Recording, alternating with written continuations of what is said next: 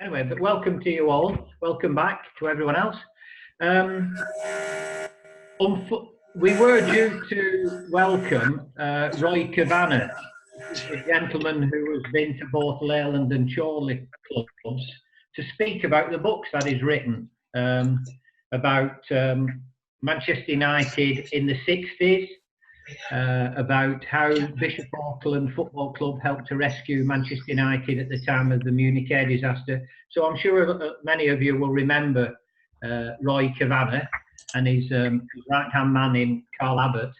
Well, Roy's very kindly produced a special booklet, a 32-page booklet, in aid of and in recognition of the Sporting Memories clubs and his own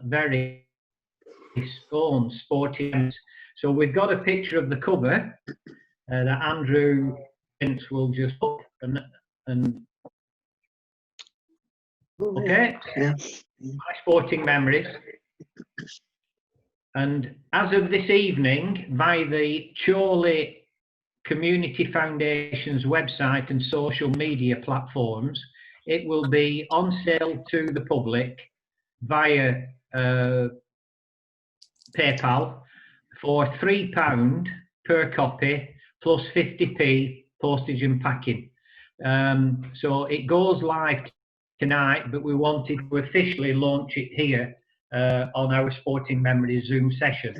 So in the absence of Roy himself, he's not available. We invited him on, but he's got a commitment at 2 o'clock.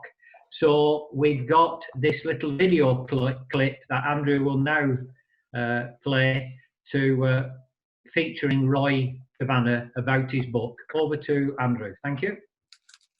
Morning, Pete. Good to see you, and thanks for helping with this publication, which Carl Abbott, Phil Neal, and so, of course, you have helped put together on behalf of Sporting Memories.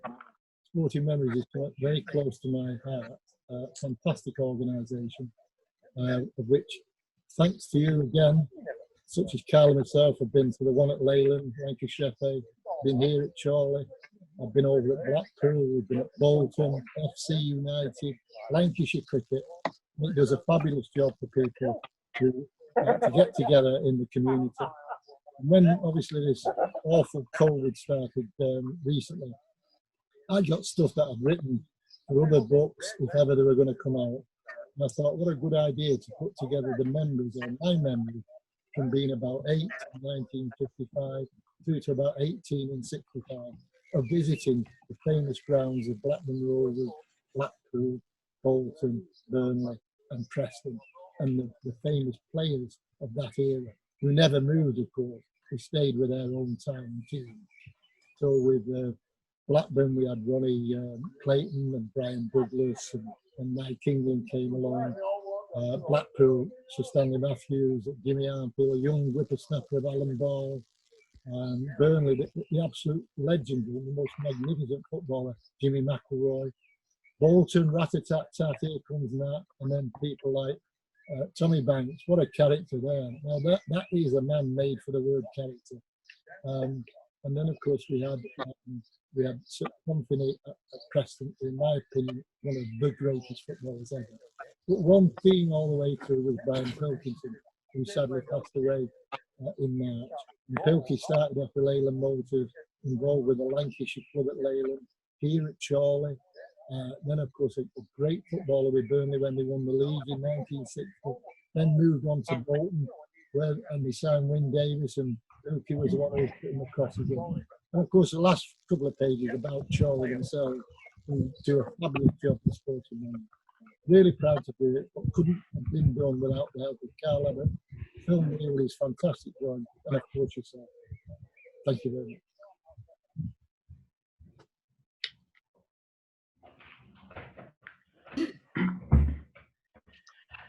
Okay, so that's the background to it, but we wanted to bring it to your attention. So, like I say, it goes live. If you know of anybody who's interested, we're really going to push it and promote it to the former players associations and all the clubs that Roy's done features on. at Burnley and Blackpool and Preston and Bolton. So we're hoping that a good number, and the other sporting memories clubs as well. So we're hoping it's actually going to be of great interest, I'm sure, for many people. There's also special features on some of our current members. It isn't all historical. I think, you know, so we've got a picture of Pilkey. It is dedicated to Pilkey, Brian Pilkington. But also we've got the likely lads in, sorry, I should have said, in Elliot and Parks having the fish and chips. Alex Bruce and Stevie Elliott at the LFA. So some of the more, there's a feature, an article on Alex and Steve Elliott in the Preston North End section, and also on Tony Parks in the Rovers section. So it's a fantastic publication. Sporting Memories have got behind it. They've got an advert on the back of it. It's produced with their permission, and they're made up that, once again, the Chorley and Leyland clubs have pioneered this initiative. And we hope to shift around 150 to 200 copies in the next few months. So that's where we're up to. If you want to find out more, you can come back to me. You've got my email address. If you want a copy, I'll reserve you one. I'll post it out to you, drop it off, and we can sort the money out, £3 next time we meet up in real life later on in the year. But the important thing is we get them out, and it's a great resource for anyone who is actually in lockdown who wants to read about the local Lancashire clubs. Illustrations by a local artist, Phil Neal, based in Chorley. Fantastic work. So there you go. That's the sales promotion for this very special booklet. And the proceeds from the sales are going to the Chorley Sporting Memories Club funds by the Community Foundation. Is that okay for starters? Yeah. Okay. Thank you. Here ends the sales pitch and the promotion. So anything else, come back to me. It's a great gift to have, one for yourself and one for someone else. And if you buy two, I'll sort the postage out for you or whatever. 2 for £5. There's always a deal on. Never leaves you. Anyway, never forget your roots. But it's great to buy one and give one and share it with your friends, particularly those people who are lonely, depressed, living with dementia, what we're about as, you know, the Sporting Memories family. Okay, so that's where we're up to. Right, now then, we've got a very special guest speaker today, by popular demand. And just to give you a taste of what it's all about, who our guest speaker is, I'll just play a little bit of this. I hope. Oh, hang on. Oh, I had it all queued, all ready to go. We travel around the northwest quite a lot, and we see many towns which are changing like that. It's unbelievable. For our own town, is a perfect example. You wouldn't recognise it. What did Mike Jackson do?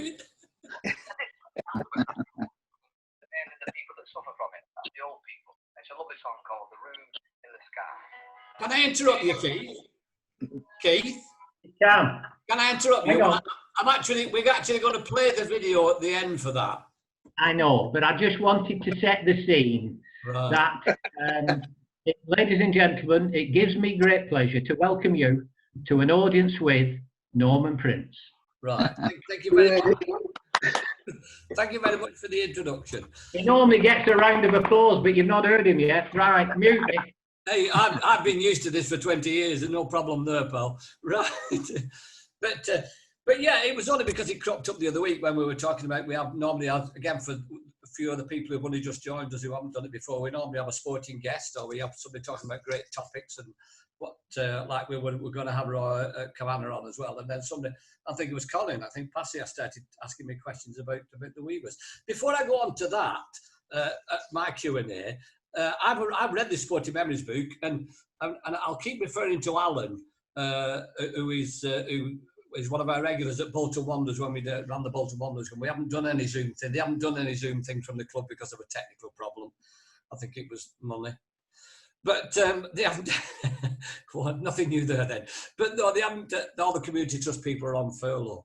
But this book, Alan, we've not deliberately left Man United out, because these are all the Lancashire clubs. Because technically you're in Greater Manchester, but this was written because of Roy's connection with all the clubs here. Good quick trivia question to start off with. Who is the only player to get 2 medals for playing in an FA Cup final? 2 medals for playing. 2 medals. Who's the only? That's for everybody. Anybody any idea? They got 2 medals. They won the FA Cup, but they got 2 medals. Why did they get 2 medals? And I don't mean the one when Kevin Moran got sent off and they had to go and pick his medal up. I'm talking about genuine. Do you want me to tell you? I'll tell you what it is. It's David Jack of Bolton. David Jack, 1923 Cup final. We actually won the Cup, so he won a Cup winners' medal, and he got a commemorative medal for scoring the first goal in the new Wembley Stadium in 1923. So you can't beat that, Alan, can you? I thought you'd bring a Bolton thing in. But there's some great stories in here about memories about some of the old characters, whether it's, from my point of view, whether it's going from Tommy Banks to Franny Lee or the Burnley with a great McElroy. It's a great read. It really is. Yeah, oh, yeah, definitely having a book. Roy's going to bring me my copy round and I'll pay the money to him. But knowing Roy, he would have dug deep and brought some really good trivia and bits of really interesting information. He's like that, Roy. Yeah. He's good that way, Roy. Can I just do one more thing? We talk about Janet. We're always, we're talking about Janet. We're always talking about Blackburn Rovers, of course, and your fanaticism with Blackburn Rovers, as we all through our teams. A lovely story. I played on the Celebrity Gold Tour, and we played a gold tour. I think it was at Mere at Knutsford. And one of the guests on our table, because all the footballers used to play as well, one of the guests on our table was the chairman of Iceland Foods. And this guy actually came from Iceland. I think his name was Good Johnson or something like that. It's an Icelandic name, isn't it? And as we were chatting, Mike England, of course, the great player at Blackburn Rovers, walked past. And I turned around and I said, "How do you go on, England?" Because all the celebs all want to know how you've gone on, because they want to know if you have a chance of winning, you know. And I said, and we had a quick banter here and there. And as he sat down, this guy, well-dressed man, multimillionaire, and he said, "Is that Mike England? Is that from Blackburn Rovers?" And I went, "Yeah." "Oh, Blackburn Rovers. I support Blackburn Rovers." And I said, "You live in Iceland. Why do you support Blackburn Rovers?" And I think, correct me if I'm wrong, didn't they play Wolves in the FA Cup final, Janet? Blackburn played Wolves. Yeah. And he said, well, I'm not doing the answer, but he was with a friend of his. He played for the Icelandic international basketball team. And they were over in Germany playing a tournament. And they decided they would pick a team. They spun a coin. He won Blackburn Rovers and his mate won Wolverhampton Wanderers. And he's been an avid fan ever since. He even got to the stage when he was visiting the Iceland factory in Grimsby, where all the fish is obviously shifted backwards and forwards. He got there. His chauffeur drove his Rolls Royce first thing in the morning, 5 o'clock in the morning. The ship docked. He got off the ship and they drove all the way to Blackburn. And he walked all the way around the ground, because at that time in the morning he couldn't get in, all the way around the ground just to see the ground, got in his car and drove all the way back again. And that's the guy from Iceland. But it just shows you how you can get fanatic over your football team. You know, he passed Bolton Wanderers on the way, but I didn't like saying anything. But anyway, today we're actually, again, it's me on the spot. I don't know how I'm going to cope with this really, because I think it was Passy who actually said, you know, why don't we have a chat about the Horton Weavers? We you know, quite a few people have seen them on the telly. And, you know, we just want to know different things in there. I'll start you off in saying we started in 1975, the group. I was with 2 groups before that, but I started the band up with Tony in 1975. And we opened the banqueting hall at Park Hall at Charnock Richard, the medieval banqueting hall. We opened that in 1975. We did a fortnight on a Tuesday night, and we opened that. And it was absolutely brilliant. But we had 2 or 3 folk clubs at the same time. But this is before we did the radio or TV.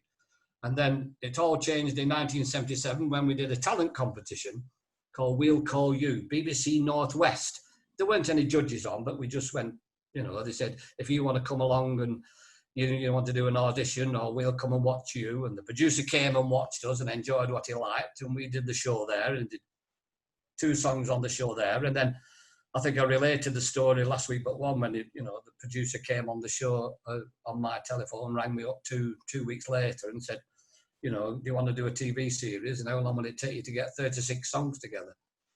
And I thought, that's a lot for 6 rounds. He said, no, it's 6 songs a show and your programme. So it was called Sit Thee Down. And that really started us off. And we just went from strength to strength there. And basically, we did the series. We did the facts and figures. I'm quite proud of that. We did 6 series in 7 years. Each series was 7 half-hour programmes, 6 Radio 2 series. Each one was 7 half-hour programmes. We had 2,000 members in the fan club for 16 years. And I was with them 24 years, and in them 24 years we recorded 22 albums in 24 years, because we did one every year for the fans and the Christmas tour and the pantos that we did, But in one sense, it was a great career, and I really enjoyed it. It just after so long, I wanted something different. Our most popular song. And I think I might have mentioned this before, our most popular song was a song called The Blackpool Bell, which was talked about the northern people. And I'm going to get Andrew to play you an example of this. It's a song, the story behind it, and this is what we always like to do. Whenever we were doing a song, I always like to explain the story behind it, because with folk music being about words and stories, it made the song, it got a better impact. And it was told about the days in the 50s, late 50s, early 60s, when everybody used to go to Blackpool on a Saturday night with their girlfriends. And it was £0.50 to get a train. And you used to get you from your Lancashire towns over to Blackpool. I believe in Yorkshire, they had the same thing, David, and they went over to Scarborough. So it was the similar kind of working men's. And it was £0.50 for you and your girlfriend to get on the train, get over to Blackpool, dance, and that allowed you to get the train fare and into the Tower Ballroom or the Winter Gardens for a bit of a bop and a bit of a dance. If you were lucky, it was half an hour under the pier, whenever you could find time. If you weren't, you were chewing a welt for about 4 hours. But anyway, that's another story. And Howard Broadbent, who wrote this with Jimmy Smith, actually wrote about some of the characters that you met on this train. And they used to call it the Passion Wagon. In Manchester, they called it the Maternity Express, because the idea was the fact that at midnight, when Central Station was still there, so that went years and years ago, of course, all the couples used to hold hands and they used to stand there. It was like the Grand National Start. They used to stand there, and when the barrier went up, all the couples dashed for the front carriage, because it was in the days where they didn't have the corridors, they had the individual compartments, if you remember the old steam trains. So you got there, you undid the front door, threw the girlfriend in, shut the door, locked the door, pulled the blind down, and took the light bulb out. And it was non-stop all the way home. And I'll leave it at that. But anyway, it's a lovely song. We actually got a #1 with this. I'll tell you the story about it. We actually got a chart #1. Have a listen, see what you think anyway.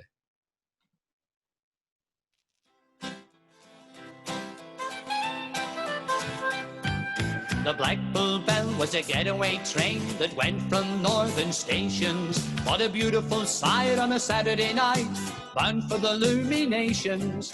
No mothers and dads, just girls and lads, young and fancy free. Out for the laughs on the Golden Mile at Blackpool by the sea. I remember very well all the happy gang aboard the Blackpool Bell. I remember them pals of mine when I ride the Blackpool line, and the songs we sang together on the Blackpool Bell. Little Piggy Greenfield, he was there, he thought he was mighty slick. He bought a hat on the Golden Mile, the hat said, "Kiss me quick." Piggy was a lad for all the girls, but he drank too much beer. He made a pass at a Liverpool lass, and she pushed him off the pier. I remember very well all the happy gang aboard the Blackpool Belle. I remember them pals of mine when I ride the Blackpool line, and the songs we sang together on the Blackpool Belle.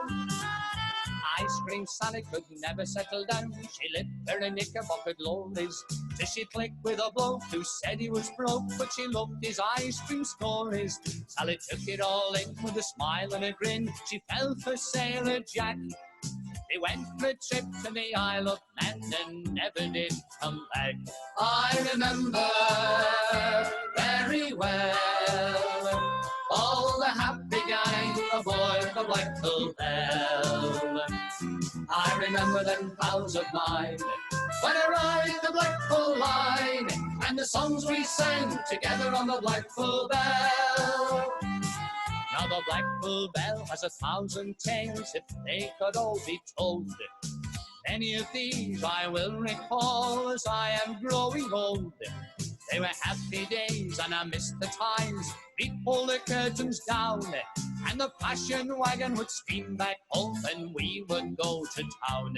I remember very well all the happy gang aboard the Blackpool Belle. I remember them pals of mine when I ride the Blackpool line, and the songs we sang together on the Blackpool Belle.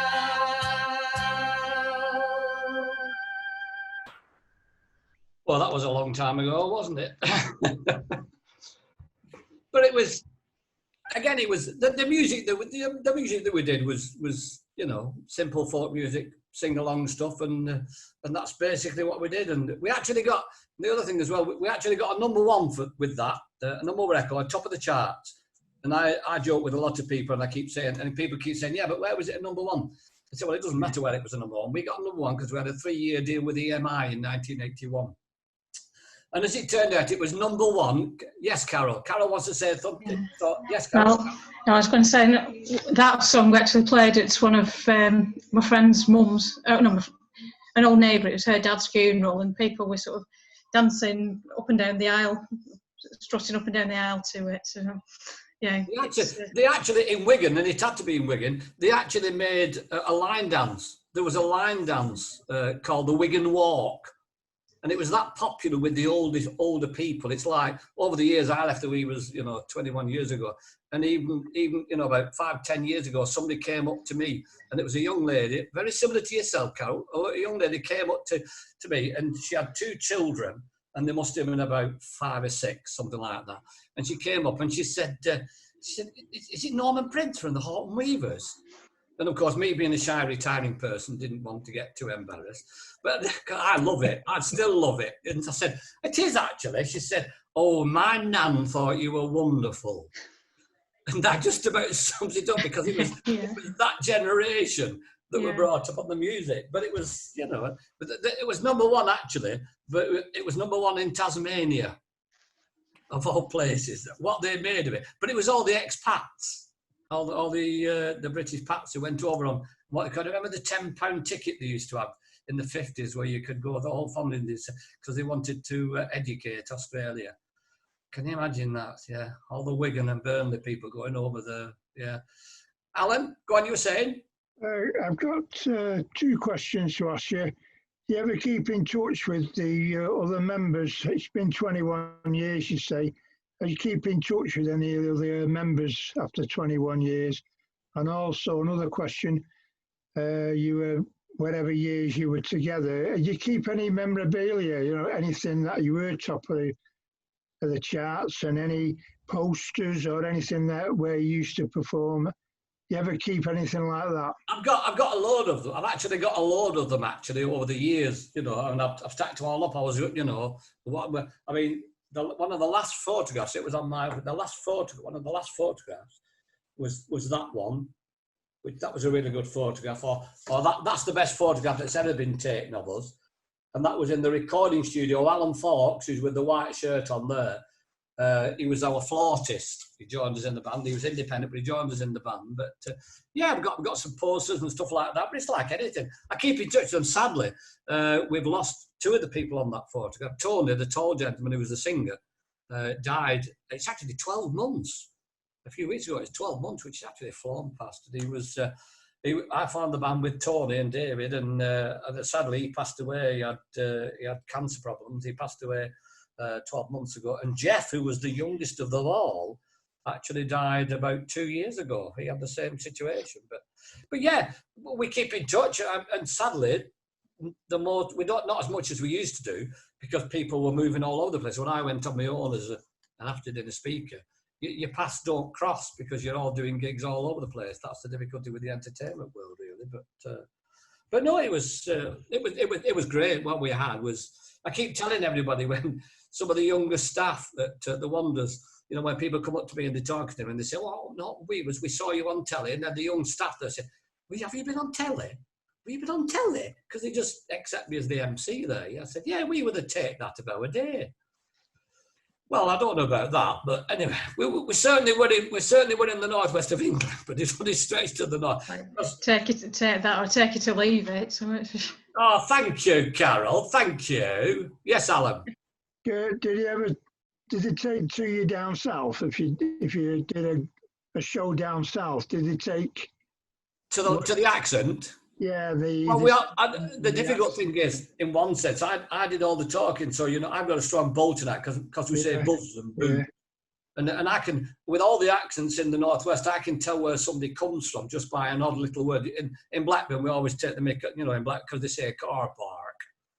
They say car park and boulevard and Mark and Barbara. I've got friends of mine who say that, and every time I see them, I still take the mick because, but that's wonderful. Never change the way you talk. We did a tour when we went fully professional, and we did the TV series. In fact, we'd done 2 TV series and signed the contract for the 3rd before we went fully professional. You know, we wanted to make sure we were doing the right decision. And when we went fully professional, we joined Brian Dirk and Associates, and they managed the Dooleys. If you remember the Dooleys, they were massive at the time. The English version of ABBA, really. Yeah, I do, yes. And we went on a tour with supporting the Dooleys. So we went to Norwich and we went to Sheffield, which was great, City Hall, and we had. But when you think, you know, the band, everybody, all the kids were going to watch the Dooleys, and the Dooleys music wasn't our, you know.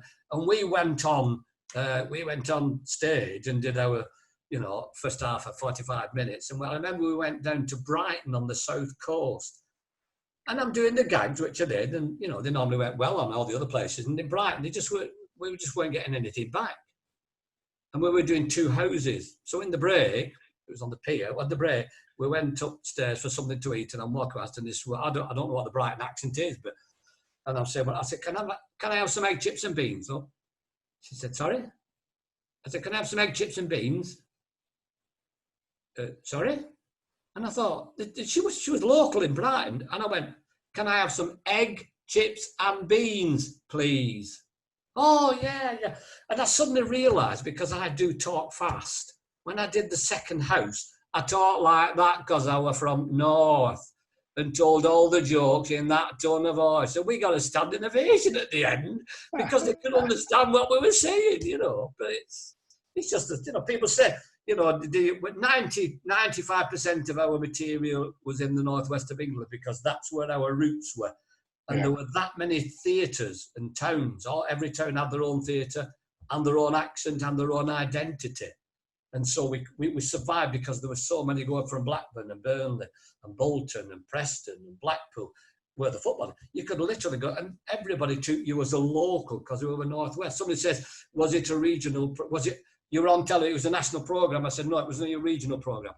If it had been a national programme with 6 TV series, I wouldn't be sitting here doing a Sporting Memories host. I would be on my yacht in Barbados, to be honest.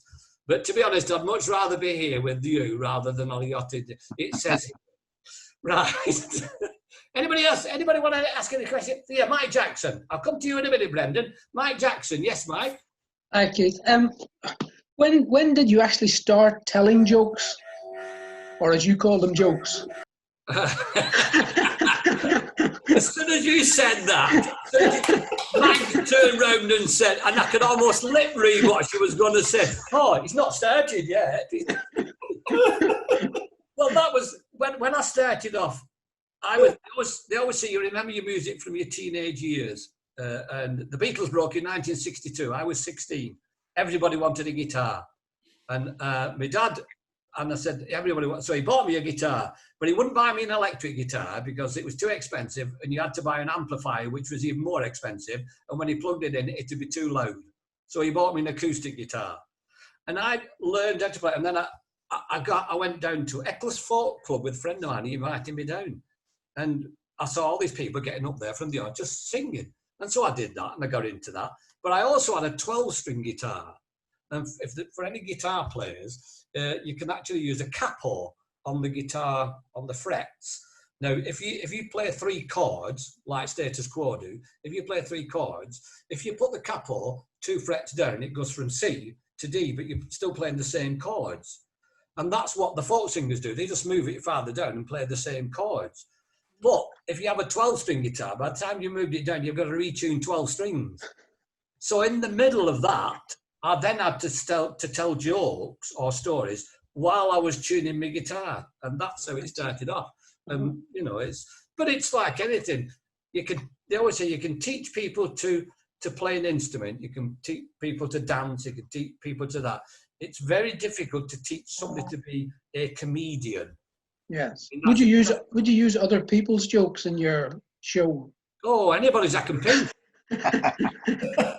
This is what they say.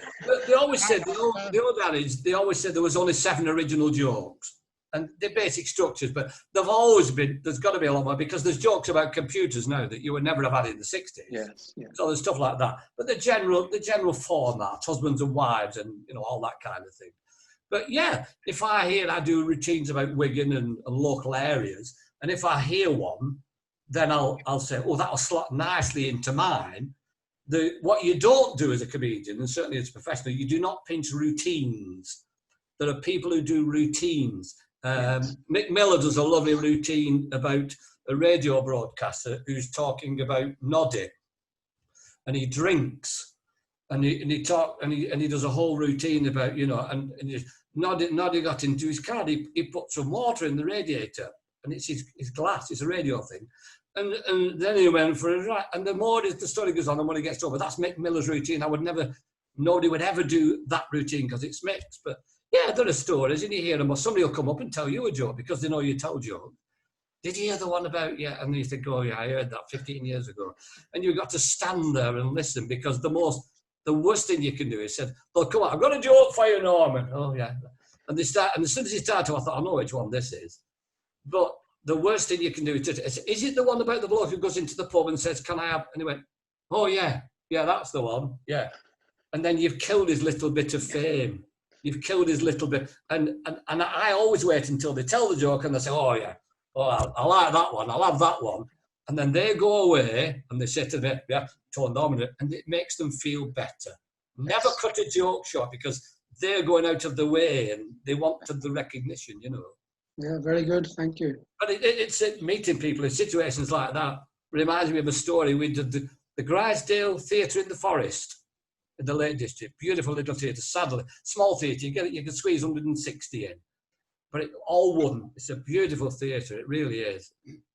And we used to do there twice a year, Christmas and then in the summer as well. And it's a very small theatre, as I said. Tony, God bless him, is 6'4". And he always used to stand there with a pint in his hand. And he went through 8 pints a night drinking. But he wasn't alcoholic. It just helped his voice, and he could take it, And we were doing this gig there, small stage, and the spotlight on the ceiling was literally, it was there, right above his head, and the sweat was pouring off him. And it was so warm, like today, it was so warm. We opened the doors of the theatre, and Tony's singing, but Tony had a slight problem, is the fact that technically he had a flat ear.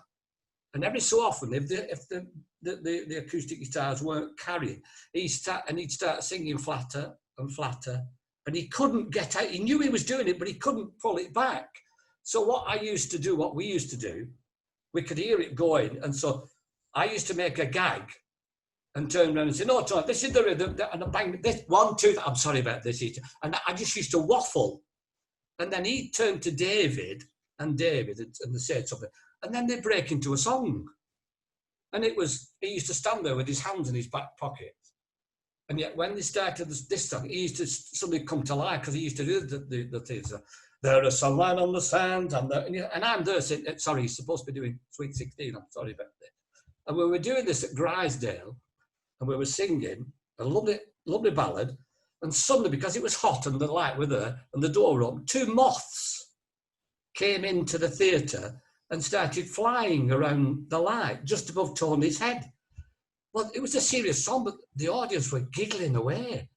So I thought, well, we've got to get some, so I'm saying, no, this is the time, and Tony turned to David and said, and they started singing any songs to do with flying or fly me to the moon, because the moths, and I'm trying to bat the moths away. And it lasted about 6 or 8 minutes. And it got to the stage where when they were running out, the audience was singing, shouting songs out to us to sing, just to wind me up, anything to do, because I'm turning around saying, stop it, we're supposed to be folk singers. And it just went on and on. And at the end of the night, we're in the bar and we're having a few drinks. Well, I don't drink, but I was having a coke. And this guy came up to me and Tony stuff, and he came and he said, hey, well, brilliant night that, lad. Really enjoyed that, he said. With them moths, by God, that were funny, he said. It must have taken you hours to train them moths how to fly around just on the right songs. And this is genuine. And I looked at, and he was sober, and I looked at Tony, and he looked at me and I said, well, you've got to put the hours in, we did have 1 or 2 rehearsals with them before. And he turned around and walked away, and he was happy as Larry, because he thought we genuinely put these moths around. But that's just the kind of thing, that happens, Was somebody else was it? Yes, Howard. Yes, Howard. Yeah, press the button. Here we go. Your picture's gone now. There we go. We've got you. Yeah. Everything's all right, yes. Everything's all right. Signs of a misspent youth in the 70s. One of the circuits I used to do was Howard Arms at Chorley. Right. Townley Arms at Longridge. Yeah. And what's the other one? It'll come to me in a minute. Oh, Longridge Golf Club.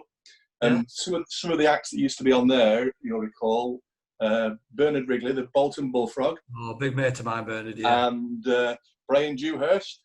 Was a Longridge guy. I don't know if you worked with them or played with them anywhere. I'll tell you the story. I'll tell you the story in a minute. But I'll let you finish it. But I'll tell you the story about our first record, and that was Brian Dewhurst. But that's another story. But go on. Yeah, that was it. Just memories, brilliant memories. It was a good circuit that around there. Well, I mean, we were on the circuit, and we were talking about people like Mike Harding. Yes. When I was before the Weavers started, I was in a group called the Old Triangle, and we used to run a club at Oral Rugby Union Club. And at the big weekend, they put the marquee up at Easter weekend, and they used to have, when we had a folk concert, and then they had a dinner, and then they had a family thing. So it was like 12 grand to put the marquee up, to get the money out of it to make some money for the club. They had different things on each night. I booked Jasper Carrott because Jas was on the circuit, I knew as well. And I paid him £30, and he wanted £1 petrol from Birmingham, and I refused to pay him £1 petrol. Riding on his moped. Yeah. Fast forward years later with Jasper, multi-millionaire now, and good luck to him. We're with Jasper, and we're playing golf in the Isle of Man. It was our main tournament. And our organiser said, I've got Jasper Carrott to come and play. And I went, oh, great. I'll go and pick him up at the airport. And I went to Romelsway Airport, and he landed. He has a private jet, by the way. And the jet came in. I'll tell you how he got the money anyway. But he came in, he landed, and he's coming off, and he's carrying his golf clubs, and he's got, a mate of his carrying. And he walked towards me, and I said, all right, Carrott, how are you going on? Because we did all the folks. He said, all right there, Princey. And the split second later, he said, you still owe me £1. And this is 30 years later. And I went, you what? He said, that gig got on over a Union Club. But lovely man. Yeah. Lovely man. Yeah. Multi-millionaire. You know why he's a multi-millionaire? A mate of his, he created a game, and they wouldn't do it on the television. It was too complicated. So he said, and I want to do a pilot. And he said, well, how much what do you want to do?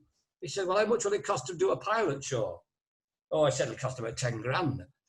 He said, well, I'll tell you what. He said, have 10 shares, £1,000 each. I'll have 2 of them, because he was on the folk scene. He was doing really well on the folk scene, the theatres. And his mates they all got a, so they sold the 10 what's names for a grand for each one of them. And then they did the pilot show, and then the pilot was taken over by the television. And you know what the show was? Who Wants to Be a Millionaire? All right. Who Wants to Be a Millionaire was produced by the company, Endable. I can't remember the name of the company now, but they produced that. And 22 years ago, the Disney Corporation bought the rights to Who Wants to Be a Millionaire. And Jasper Carrot had 2 shares. And as this is going on YouTube, I will not mention how much he got for them, but we are talking millions. And good luck to him. And he's a lovely, he's never changed. He's a lovely guy.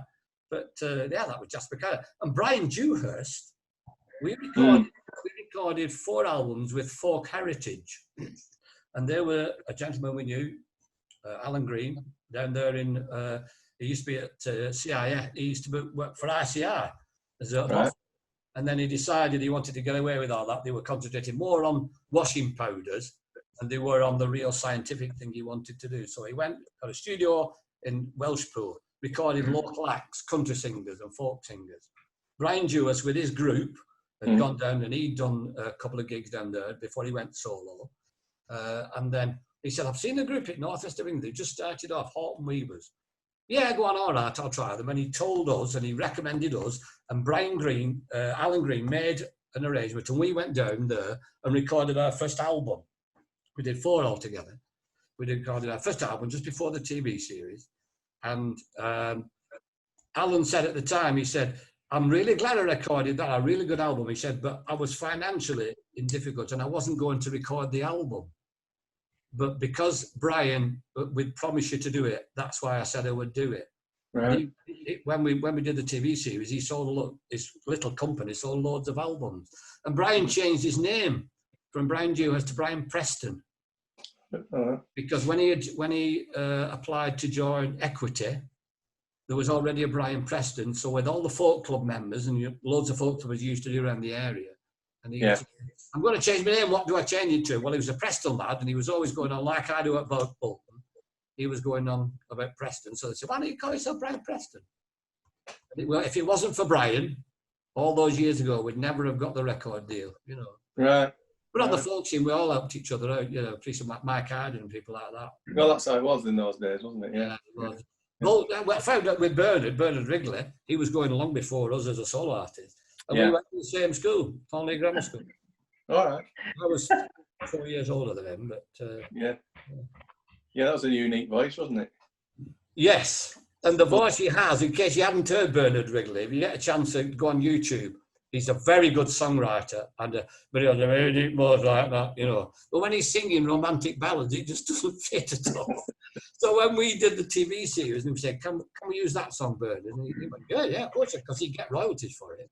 And we picked all his lovely ballads, you know. But he did that. Yeah, very, very talented. And he wrote... There was a guy, a friend of his. Sorry, Keith wants to say something. Yes, Keith. Can we bring Brendan and Mick in? I think at some stage they had their hand up and I'm sorry. Yes, I'll go to Brendan. Yes, Brendan. I was only going to ask you where you keep your yacht. It's all right. Say again, Brendan. I was only going to ask him where he keeps his yacht. Where I keep my yacht. No, there's only a Scouser could act that, Brendan, isn't there? Mick. So was there anybody else, Keith? Mick. Yes, Mick. Say yes, Mick. Can you hear me, Keith? We can hear you.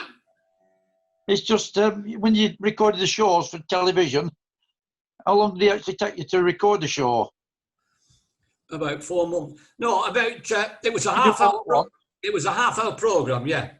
And we had a dress rehearsal, in the afternoon, a dress rehearsal at 5 o'clock, and then we recorded it from 7 o'clock, and we had to finish at 9 o'clock, the producer said, because when we went past, we had 5 backing musicians for the first 2 or 3 series, you know, keyboard player. It was actually Tony Christie's backing group, but they were all independent musicians, but they also did Tony Christie's backing. And and we had them, and he said, because if it goes past 9 o'clock, he said, I have to pay double time because of the musicians' union. So we had to finish for 9. We went over once because we did a song called Poverty Knocks, and Tony couldn't remember the third verse. And it went on, and, you know, and you get to the third verse. And we took most of the audience. The BBC gave us the tickets. And what they do with the live programme, they could get 120, and it was on Oxford Road in Manchester. You could only get about 120 people in. So they used to print 150 tickets because they knew, and they used to give them out to all the people in Manchester and wherever, you know. Excuse me. And just to fill the place, and they used to get like 60 or 70 and just place the cameras so they could pick like a full audience. Well, we ran 3 folk clubs at the time. So we said, he gave us 150 tickets, and we got rid of 150 tickets because they were free as well. And so we were absolutely jam-packed in. So the good thing is, they were our fans. So when we sang the song, they wanted us to do well. They were with us all the time, right from the word go. But he couldn't do Poverty Knocks. You get to the third verse, and we're all singing and thinking, just remember the words, Tony, just remember the words. Sorry, it's gone again. Well, Terry Wheeler came down from his box, and he pulled Tony to one side, and he was nearly having a heart attack. He said, it's already cost me 120 quid because it's now 9:15. Please remember that. And I'm saying, oh yeah, take the pressure off the lad. You know, and I said, why don't we just write it on the board?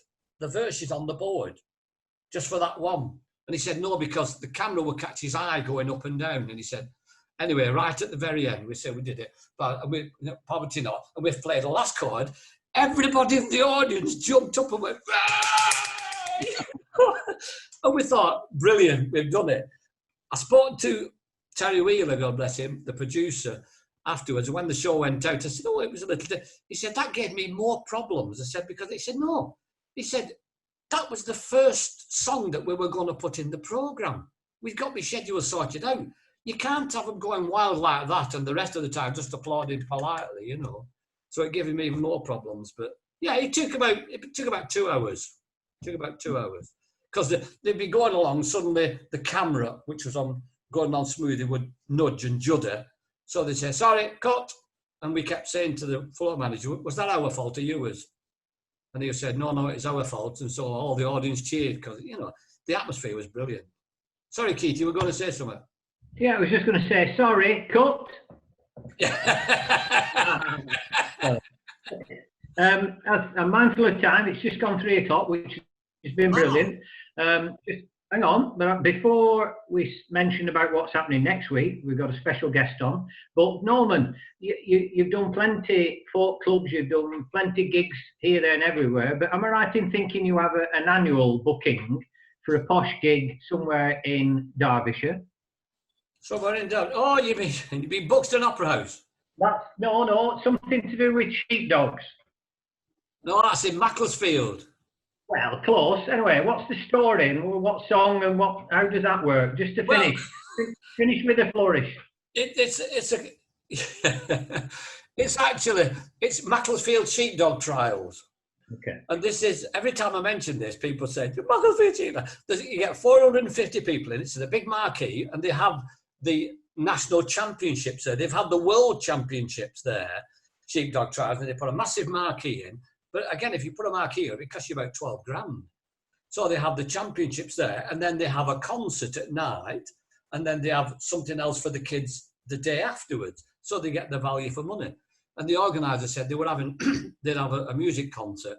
And he said, would we go along? And I went along with me and Paul, who do our Lancashire nights, we went along, and I also did the hosting. But I get the guest comedian, and we have a support artist, and we do it every year. And we get 450 people. In fact, when the lockdown came, on the 23rd of March, they were the first people to cancel the gig. And I went, it's the 22nd of August. You know, he said, yeah, but unfortunately, we've been told by the World Sheepdog Association, the World Championships were in another country. They were being stopped. The European Championships were being stopped. So all the dog championships were being stopped. So that means we lost a gig. But it's a brilliant gig. It really is. Macclesfield Sheepdog Trial. There you go. I just thought I'd throw that in. So thank you very much, ladies and gentlemen. I'm sure you've had a great time in the company of Norman Prince. Thanks very much. Thanks very much. It's a pleasure. Well done, Norman. Well done. That's great. Good lad, Norman.